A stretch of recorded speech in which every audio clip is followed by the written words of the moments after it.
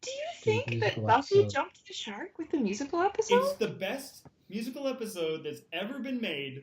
It's In brilliant, and it advanced the plot in a way that would have been difficult to advance the plot if you didn't have a musical episode. okay, because I was worried for a Oh, no. second. Buffy episode, No. the Buffy one. I just even though I do this for a living, anything that is a musical causes me to cringe a little bit. Yeah, but you hate musicals. I hate musicals, is what You I'm do saying. opera for a living. You Yeah. hate musicals. So I think that shows jump the shark when they have a musical episode, but this is another point of friction in our relationship. That is an actual point of It's a friction. real that's, major That's one. not, It's a a, major one. that's not a made up one. It's That's a major one. Hello and welcome to another episode of Because Money. Season 4 is proudly sponsored by one of our own, John Robertson's The Value of Simple, which is a book that I got for Christmas a few years ago and read in 3 days. It brought me from terrified of the idea of investing to being able to confidently set up my own DIY investing all by myself back when I knew very little about finances. If you want to start DIY investing and don't know where to start, check out his book, The Value of Simple, or his course. You can find all the information you need at www.valueofsimple.ca, where you find the book and links to his awesome online course. Today's episode, we are joined by one of my favorite people in the world, actually one of my favorite people because I live with her all the time, my partner Mimi, and we're talking about how we manage money. We're not exactly the most typical couple, as we're both freelance opera singers who spend a lot of time apart, and so our finances may not look like everybody else's, but I hope that you'll find it interesting the way we do things and glean a couple of helpful things from it. Hope you enjoy.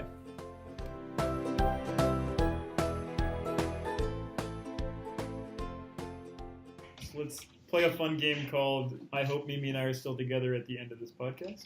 Okay, so what do you guys want to know about our finances? All of the things. Well, okay, so let's just start with describe your whole okay, so how do you manage your money? That's a good question. And when I say manage your money, I don't mean invest. That's later. But you have to buy groceries, you have to pay rent, you have to pay for all those kinds of things. So who pays for what and why? I know, right? So a lot of our stuff, we have pretty separate systems in a lot of ways, and it's partially because we're both self-employed, and so we have kind of the business things, and then added onto that, we spend a lot of time not in the same place. Yeah. And so we have one joint account, which is our kind of long distance travel account. And we put $300 in a month, $150 each to that, and that's something that we set up a bunch of years ago. 2 years ago? Yeah. It could have been 5. I think it was 3 years ago or something. And that's been really great because we do have it's just nice not to feel like we're dipping into rent money or grocery money to be able to buy a last minute plane ticket if we need to be able to touch base over a weekend, or if we have a moment of opportunity to see each other when we've been away for a long time. So that was our first joint expense that we kind of hit. Yeah. Along the way was that how do we cover this in a fair way travel cost without having stresses on either side? Yeah. And then everything else kind of is pretty casual actually, because we don't have an envelope for grocery money or anything like that. We don't have we both have separate budgets. Mm-hmm. But we don't worry too much about keeping all those household rent is even. Yeah. Although, this is funny, and maybe it's for everyone. It's not really that complicated. I mean, it's more complicated than it seems. But generally, things like rent are more even. Although we've just kind of entered a new environment where we can talk about that. Yeah, sure. So we started. We moved into this place that we live in now, which both of you guys have been in, with a roommate. Yeah, that's people can't see it anymore. But you can imagine what it looks like because you've been there. And so we moved in here with a roommate, and so originally we're splitting the cost 3 ways, and then we've had a series of roommates and then casual roommates, and we decided after our last roommate moved out, we were like, you know what? There's nobody that kind of. We were always lucky to kind of have somebody come out of the woodwork. It was pretty organic. It was like a friend needed a place and would come for 6 months, and then another friend or a colleague or a friend of a friend would need it for 3 months, and then so there just was kind of this revolving door of like guest bedroom / new roommate that would come in. And then half a year ago or something, we decided that we would just like take the opportunity to just kind of transition to it being our place. And we still use the extra bedroom for there's still kind of a revolving door of opera singers who come through Toronto and who need a place for 2 months or a month or 2 weeks. And so we'll charge a little bit for that. And it goes into basically what we decided to do was essentially maintain the same equal rents that we set up at the very beginning, but that I would take on more of the risk of the fluctuation of the rent. Just in terms of like my income is a bit more stable right now, and I make a little bit more, and so it just made sense and I was willing to kind of take that on. And it's not a big deal. It's not a major stress for me to have that kind of come in. And, because when people are renting from us now, it's often for short-term furnished, which is a little bit higher rent than we would normally ask, and it's still a deal versus lots of the short-term furnished places. But it's a little bit different. So there's a higher amount, but it's more variable. And this is the thing. This is a big thing with Mimi and my finances, is that she makes more money than I do. And so that's been one of the big conversations that we're constantly having about equal and non-equal. And so the latest one, we get into like the weeds right away with the rent, because that's how we've kind of figured out right now. It's my portion can be stable because that's easier for me to handle right now. And Mimi can afford the risk because her kind of liquid buffers are a little bit bigger. And essentially, we've still maintained I've paid the exact same amount of rent since we've started this. Not always at the same time. Than I was at the previously. It's just that, so really there hasn't been too much. There haven't been any months yet that I'm like, oh, all of a sudden I'm paying an extra $800 or something. Yeah. We've been able to kind of smooth that out, which has been good. But so even the answer of how we split our rent is like a 5-minute story. Yeah, I know. But yeah, I mean, really the crux of it is that we both have our own businesses that we need to fund. And we've both, over the past few years, separated our business and personal kind of bank accounts and finances. And we've slowly started kind of overlapping some joint expenses, like the travel fund that we had. Technically, my personal account is a joint account with you. We just don't use it as a joint account, but yes. And then like for groceries and other expenses, it's been kind of it comes out in the wash a little bit. I think for us, the crux of it is that we've gotten better, or just we just talk. We have to talk a lot, and that's been the biggest kind of advantage of me, like heading into this financial space, and because I've gotten better talking about it, and I think it would have been way worse if I wasn't getting better, because it was not, and because that's so important, because we don't have systems, we don't have set systems, and so we need to be checking in, and we need to be able to trust each other that if I feel like I've spent all money on the groceries this month, and I'm like, look, I just don't have the cash, and I need you to go shopping this time, I need to be able to say that. And she needs to be able to believe that I can say that. Yeah. John. But so, do you ever? So when you say like we talk about it all the time, and she needs to be able to believe when I say that, like, have you ever had, or over time, have you disagreed about that kind of stuff? You don't obviously have to tell us all the details. You don't want to, but like, there's always like. It's not always easy to, like, that's an easy thing to say. Oh, you just have to trust each, like, no, and it's hard to, there's always pride that comes in here. And maybe that's not everybody's thing. Everybody's got their own thing. But, like, specifically, like I mentioned before, like, Mimi for the last 3 years has made significantly more than I have. And so that's always something that we have to balance, because we want to make things even, and I want to be able to contribute. And at the same time, she doesn't, like, we don't have, we can't always just go back to what I'm able to contribute halfway. So it's like, and that definitely has been hard for me sometimes to be like, okay, I have to be able to accept that I'll pay a little more sometimes. That even isn't always 50-50. And that balance and partnership isn't always 50-50. And that doesn't always feel great. Sometimes it does. Sometimes you can accept it. It's always in weird, it's not always in the places that you think. And I can't think of a specific example, but you're like, all of a sudden this will come up and you'll be like, no, I want to be able to contribute. Otherwise we can't do it. But like, well, one example was recently I was sort of like, okay, I'm paying myself like a big bonus. I had made like a big chunk of money, and I had sort of filled in all my accounts and buffers in a way that made me comfortable and saved what I wanted to save. And I was like, you know what? We've had this bed for a long time. The mattress is giving me back pain, and also, God damn it, I want a queen bed. And so that was something that we talked about, where I was like, okay, I understand that you might not be able to, like, that might be too big of an expense for you to handle right now, because you were putting all of your extra money into your business, and you know, your sort of financial reality was different. And so I was like, listen, this is my, like, you know, budget for bed and mattress that this is what I am it's already spent in my mind.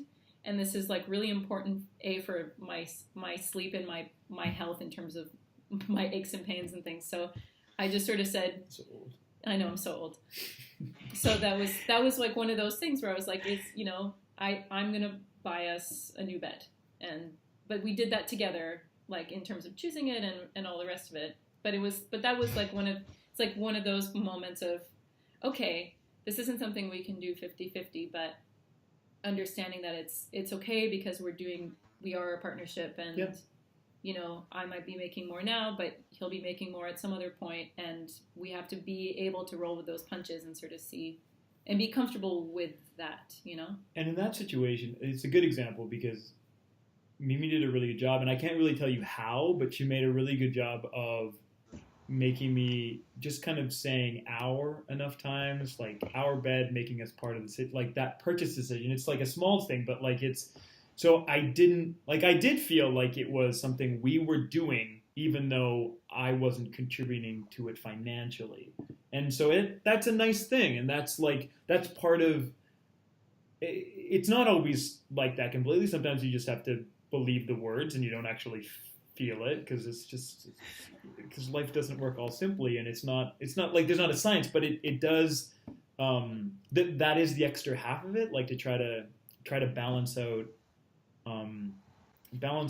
that evenness when things aren't specifically even. I don't know. I don't have something more specific. The rent evolution of sort of how we pay rent was also sort of a consequence of like a couple years of talking about it, and you know, where I felt like I could maybe afford to take on the rent, just the two of us, but that was going to be too much of a burden for you to take on. Yeah. And so for me, it was like, okay, well, I can, you know, I'm okay to wait. I'm okay. I like hosting people, and I like having people in the house, and that's totally fine. But then it was like over a few years of sort of discussing, where I was like, okay, well, how about, would you feel comfortable with doing it this way, where I just took on more of the risk? Yeah. And it's still, so I don't know, it just kind of, and maybe that's like feeling out, a knife of a mental compromise too, for me to kind of like, I think I'd be less okay with just paying a third of the rent. You know, that would bother me more, even though, like, whether it should or not, whether it should be fine or should not be, it might bother me more. Do you know why it bothers you? Not always. Like, I think it is a pride thing, and it's not all kind of male female, but there is a certain way that, like, you were still, like, I grew up in a pretty traditional house where my dad was more of a provider.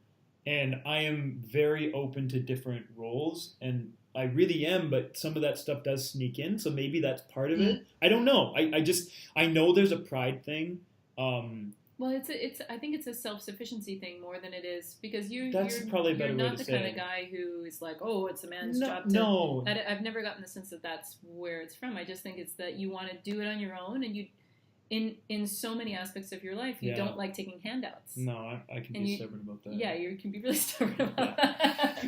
So I think it's more that. It's more that you're like, no, I want to pay my way, and I want to do it. I want to pull myself up by my bootstraps, and I want to feel like I'm earning every step, as opposed to it being supported while you're doing.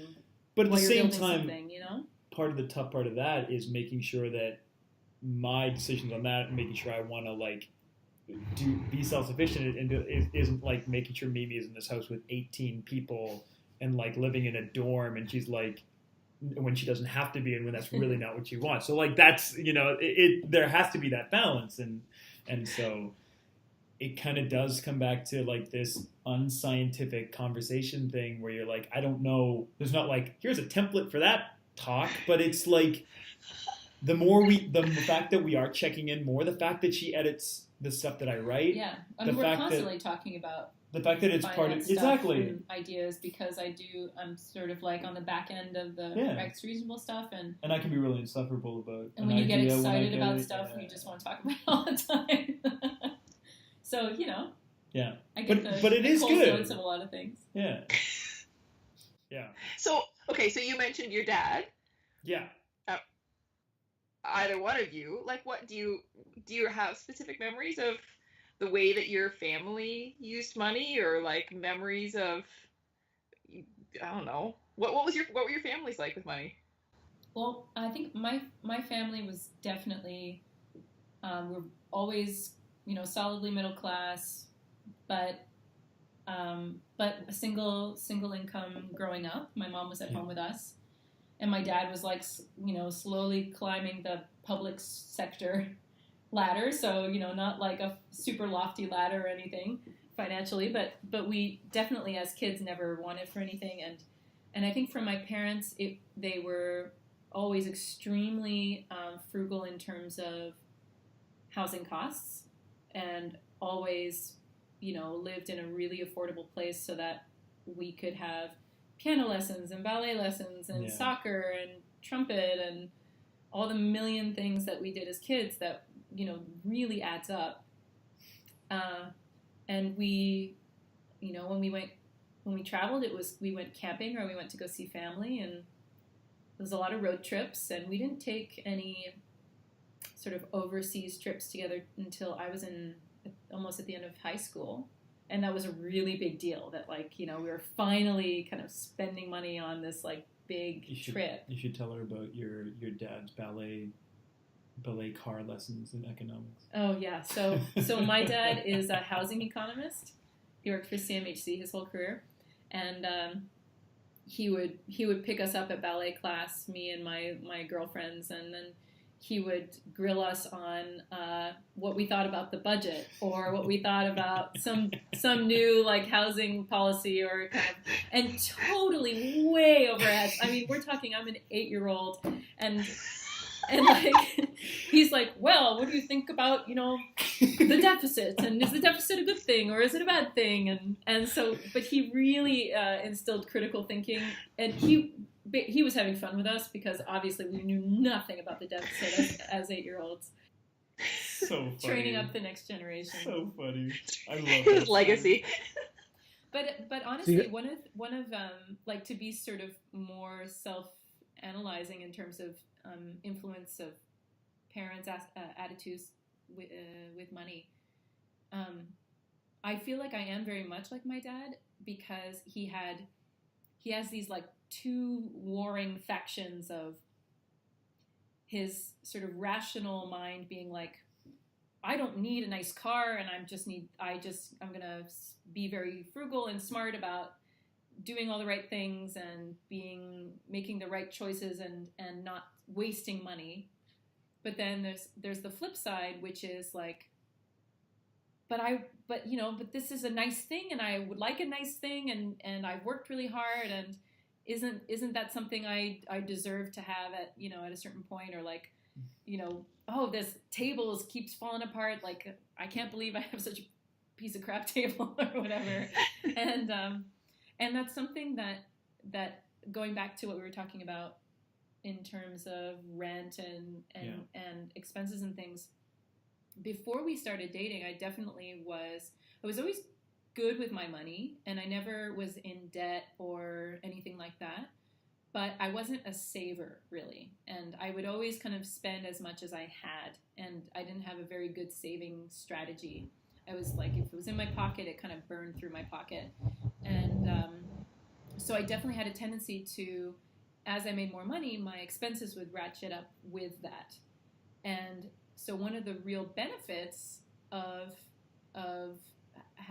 having these conversations about like, okay, well, maybe we should be more frugal on this end or on that end, and it sort of checked some of my devilish money habits, and has allowed me to save a lot. And now I feel I get really excited about that, and I love kind of that new financial habit. You love saving. But I know I love saving. I'm a recent YNAB convert after years of resisting it. But you know that I've loved YNAB for a long time. Yeah. And it's been like I have very patiently been maybe just like, no, that's just not for me. I don't like it. I don't like it at all. It doesn't work with my life. It's not good. It doesn't get me. Like, I just need a system that's different than that. And like 5 years later, she's on it every day now. Every day. I check in. Boop, boop. There's nothing more zealous than a recent convert. Yeah, it's true. The YNABers are crazy. Yeah. Once they get their like claws in, they're just like. Yeah. So, but that is like, definitely, in my personal journey with money is I have those two sides to my brain too, where on the one hand I want to be really smart and frugal, and I understand the benefit of not buying X, Y, and Z, but then every once in a while I get frustrated, and I'm like, but why can't I just do this trip, or why can't I just buy this nice thing, or and so but that's generally, it's like more of a blip on the radar than the normal kind of status quo, but I definitely am saving a lot more than I would probably on my own, and so that's been really good. You can thank your low-income partner for that. That's right. Oh. Oh, did I leave you hanging? Sorry. Oops. Romance is dead. I know. That's all right. Okay, Grace, tell us about your family. Yeah. Man. Whatever story is yours to tell, I suppose. I don't know. Like, we really didn't talk about money at all growing up. That really wasn't part of my childhood. It's just like, now when you think about it, like, as my dad's a farmer, and we came from a farming background, and I have an idea of the nightmare the cash flow nightmare that is farming. It's absolutely insane, because the amount of inputs that you need to put up. You based a career on the weather, which is straight up crazy, and just like, it's just my cash flow issues and almost anybody's cash flow issues that I've dealt with times 1,000, just with more zeros and just more risk. So that's an incredible amount of stress, and we were definitely guarded from that. And so I'm both thankful for it and aware that that wasn't something that I was aware of at all growing up, and didn't have conversations, and really didn't have money and financial things as part of my life. So it's and that's, I've talked about a lot on the site too, just because it's like, because I just ignored it for the longest time until it blew up in my face, and then I learned to talk about it. And that's why I'm so grateful, because I do think that communication about money is not something that came naturally to me, or something that was kind of like baked into the pie. You just get the big. Oh yeah. Oh, me and remembers, because when we started to stare. see each other, like, I was like, I couldn't. It was terrifying. If I could have chosen the least likely new career for Chris, it would have been finance blogger. Least likely. I think he had the same Facebook profile picture ever since I met him. he never posted online. He had this like total phobia of social media presence, and then and also a phobia of money. Just every time we talked about money, he would just go beet red and clam up, and just probably his brain was going a mile a minute. And so honestly, it's the last thing in the world I would have seen coming, and it's still hilarious to me. It's really hilarious. Isn't it fun to invite our loved ones on the podcast? Isn't it a great decision that we made? But it is true. It's really, really true. Really, yeah. I was bad at both of those things, and now I'm only kind of bad at one of them. We'll let the viewers decide which one. Let the viewers decide which one. Phobia and social media, one of those is still true. I feel like that profile picture is still the same. Yeah. That might be your clue. That might be your clue right there. Yeah, it might still be the same. Shoot. Okay, I'll change it before this episode comes out. That'll show you all. And everyone's going to be really confused. Yeah, exactly. Who? So, do you give each other advice? I mean, you clearly have demonstrated that you talk about it a lot, but like thinking long term or investing, or do you ever say like, hey, what should I do about this thing? Mimi likes real estate, and so I just channel John. Yeah, he's like the doomsday voice. I'm the resident housing bear, even though it goes through a filter of like, I'm not a housing bear, but like I internalize the things that I feel like John would say. I'm like, what would John comment if this was a blog right now? Okay. 2 things I do daily: YNAB and check real estate listing. But no, I mean, we did buy. So a lot of this came up almost 2 years ago. Was when we bought an income property, or I guess we call it an income property. It's not producing income at the moment, but it is paying itself off. But we're not living in it. But we're not living in it. So that was like our first sort of foray into like long-term discussion and advice, because we live in Toronto, and Toronto housing is insane. And for a long time, we've been grappling with the idea of, okay, we're self-employed artists, no pension, also really sort of unsure what our career arc is going to look like, and when we'd retire, and when, like, at what point we'd stop making income. 20-to-1 levered investment is exactly the sort of thing that we need right now. Zing! Zing! Yeah, I should really just connect you with John. I know. He can give you the numbers that, like, that's where my talking lacks teeth. I also have index funds, so it's not like... Yeah. It's like a 50-50 thing right now, basically. Well, and what me is kind of what we were getting to a little bit too is that idea that that's where we've started to talk about long-term stuff, is that, like, we have talked about, even though our pools are, like, our financial lives are still pretty separate, we don't have joint long-term retirement savings, but we do have thought about the fact that, you know, real estate is not something that interests me, so I'm happy playing more in the market side of things and playing with more ETFs and index funds and all those fun things. So it's like we think about and we talk about balance between the two sides of us, and talk about kind of like family balance within that. And so that's does that answer your question? I can't remember what your question was. Advice? Long-term advice? Do you give each other advice? I don't know if we give each other advice, but I don't know. So, I like where it went. You're talking long term, but we haven't really talked specifics. Yeah. So I don't know the life cycle of an opera singer. Like, is retirement age 65 for you guys, or do you have to plan for a career transition at some point relatively soon, or sort of what do your plans look like? Well, that's exactly it, and that's something we've thought about a lot, because it's like retirement at like a retirement age. That's, you know, there's a chance Mimi might sing till 65. Probably not. Like, with all the history of her voice type and things like that, different voice types mature at different things, and there's always the odd ones that do, but like also you might not want to.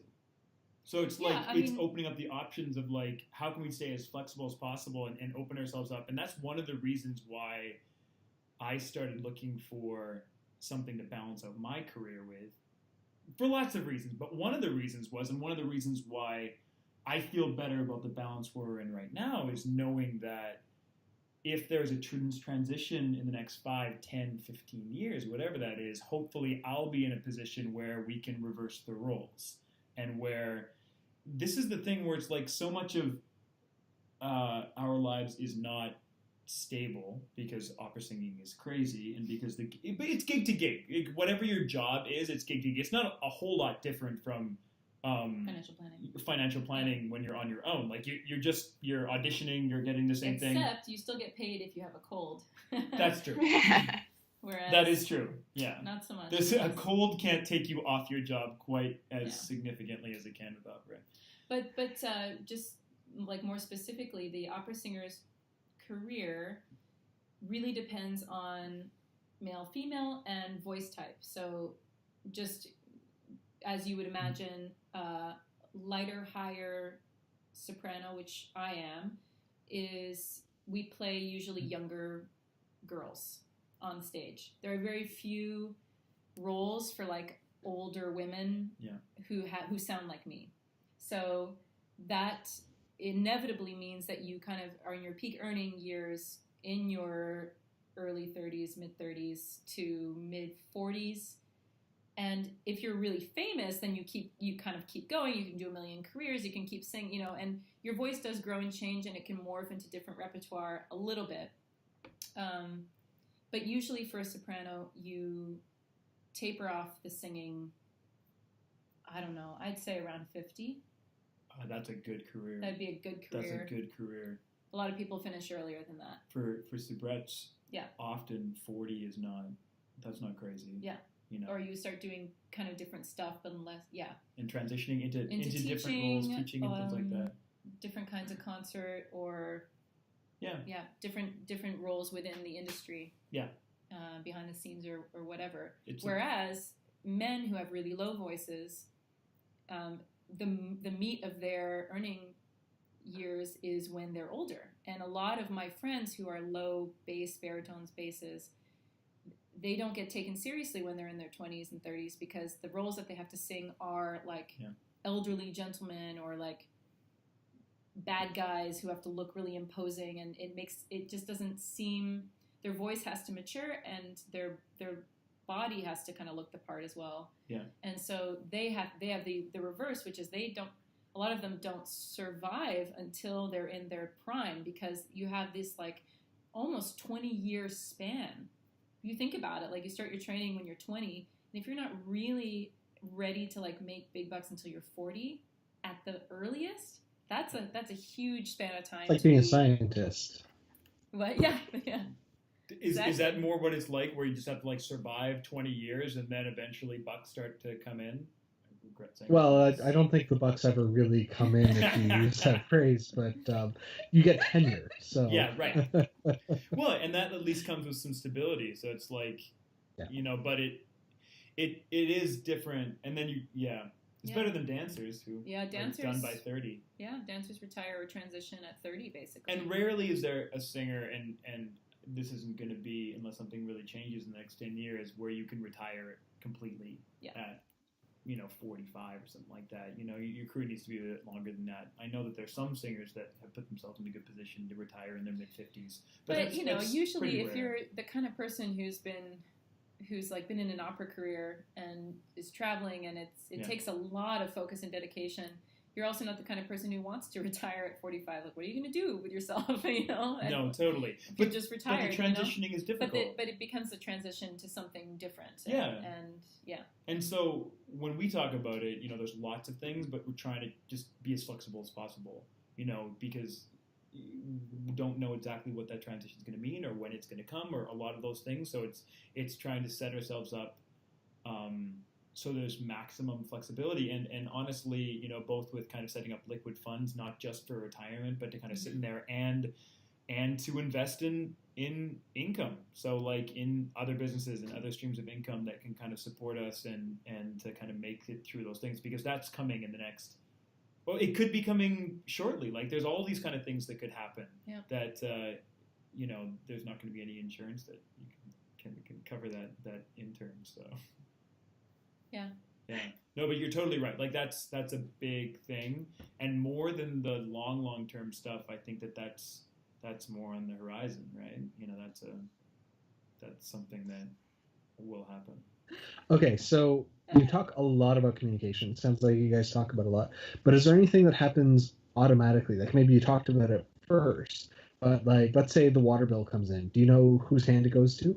Yeah, totally. That's like a lot of like the rent. Mimi pays the rent and utilities, and I pay her. So that is a system that's in place. It's not like everything is by gosh, by golly. And honestly, that long distance fund that we talked about at the beginning about like putting $150 each into that fund, and the kind of both the withdrawals. Every once in a while, we'll ask you like, is that okay to come out of there? But generally, that functions without a lot of talking. And honestly, like most of the regular stuff, even though it is casual, like groceries and things like that, like it's not like we're sitting down. We don't have I've talked to people who have like a regular finance meeting every week that like really, we don't talk about groceries a lot unless it's a problem. So like really does just run. Be like, hey, do you mind getting this one? I got the last one. Exactly. Basically how it goes.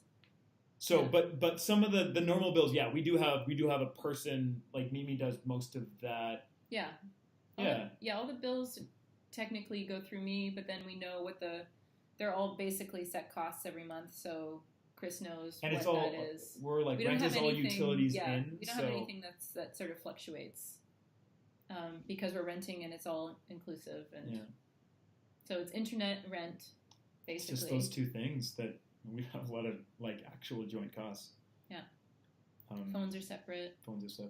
I pay for Netflix. That's true. Yeah, that's true. I'm just on her account. Yeah. I'm a freeloader. Don't tell them. Don't tell them. $8 a month or whatever it is. I think Can you imagine yourself in the future at some point making things joint? Or more things joint, or some things joint? Maybe. Is that a thing you thought about? The big reason why we don't have things joint for like things like groceries and food in general is just because like we do enough traveling and we're not in the same place all the time. So it's just like it doesn't. Having groceries separate makes sense because a lot of time we're buying our own groceries. Yeah, if I'm away for 2 weeks out of the month or 3 weeks out of the month, it doesn't make sense for us to have a pool together that we're pulling from. Then it's more complicated for us to be like, oh, well, I'm only here for a third of the month, so I should only put in a third of the cost. Like we just basically, when we're together, we'll buy groceries together. If we're shopping together, we'll often put down 2 cards and split them 50-50.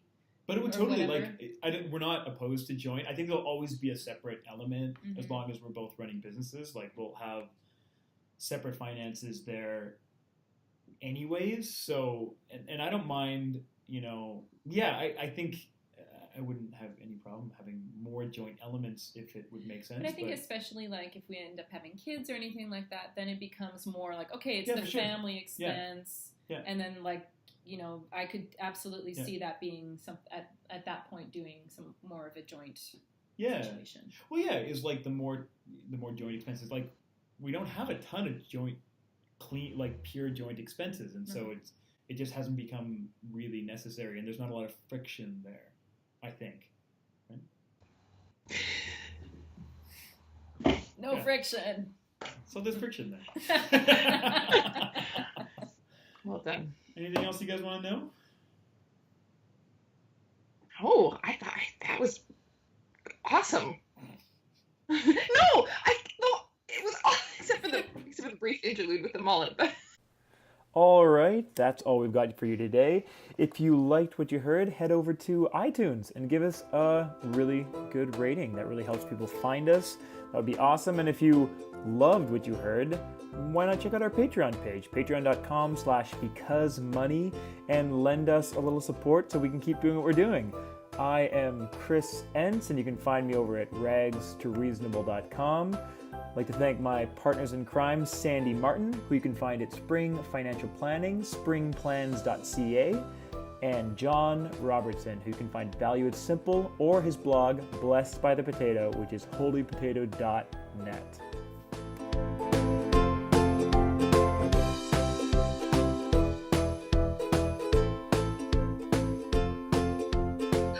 Goodbye.